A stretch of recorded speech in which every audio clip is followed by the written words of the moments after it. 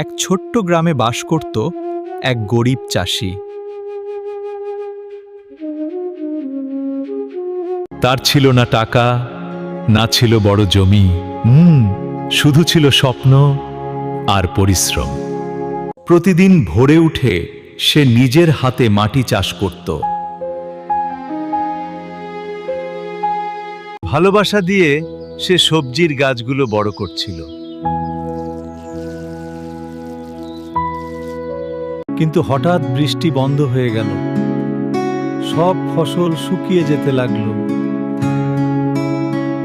সবাই হার মানলেও সে হার মানেনি। সে প্রতিদিন পানি এনে গাছগুলো বাঁচিয়ে রাখল। এতে কিচ্ছু হবে না। মাটিকে ভালোবাসলে মাটি ঠকায় না।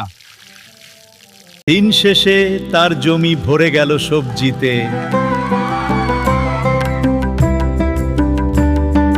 তার তাজা সবজি দেখে সবাই কিনতে শুরু করলো।